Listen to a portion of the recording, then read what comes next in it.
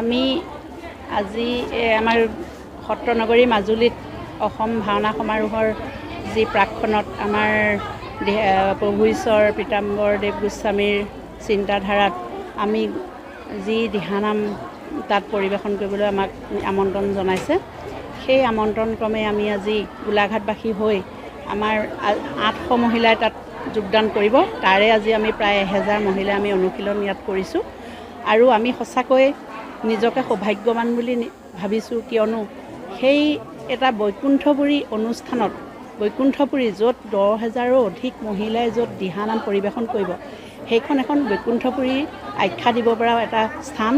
গতিকে আমি সেই স্থানত যে আমি দিহানাম পৰিৱেশন কৰিবলৈ আমি সুযোগ পাইছোঁ, সঁচাকৈ আমি নিজকে সৌভাগ্যৱান বুলি ভাবিছোঁ আৰু এই চেগতে আমি প্ৰভু ঈশ্বৰলৈ শতকোটি প্ৰণিপাত জনাইছোঁ। তেখেতৰ এই চিন্তাধাৰা নোহোৱা হ'লে হয়তো আমি বহুতো মাজুলীত উপস্থিত হৈ আমি সেই মাজুলীৰ যি সৌন্দৰ্য উপভোগ কৰিবলৈ আমি হয়তো নাপালোঁ।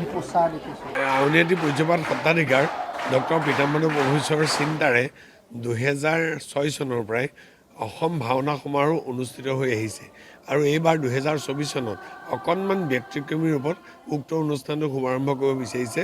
অসমৰ 10,000ৰো অধিক আই মাতৃৰ শ্ৰীমুখেৰে এটি দিহানাম ব্যক্ত কৰাই শ্ৰৱণ কৰাই মূল অনুষ্ঠানটো শুভ উদ্বোধন কৰা হ'ব, য'ত অসমৰ মুখ্যমন্ত্ৰী, অসমৰ ধৰ্মগুৰুসকল, মাজুলীৰ প্ৰায় সত্ৰাধিকাৰ প্ৰভু ঈশ্বৰসকল উপস্থিত থাকিব আৰু তাতেই অসমৰ 10,000 আই মাতৃৰ যি দিহানাম হ'ব তাৰ উপলক্ষে আজি ইয়াতে গোলাঘাট জিলাৰ আইসকল একত্ৰিত হৈছে। আপুনি দেখিছেই যে প্ৰায় 1000ৰো অধিক আই মাতৃ ইয়াতে চিনাতলীয়া বৰনামঘৰত সকলো সমবেত হৈছে আৰু আজি ইয়াত অনুশীলন আৰম্ভ হৈছে আৰু 18 তাৰিখৰ কাৰণে তেওঁলোকে প্ৰস্তুতি কৰিছে।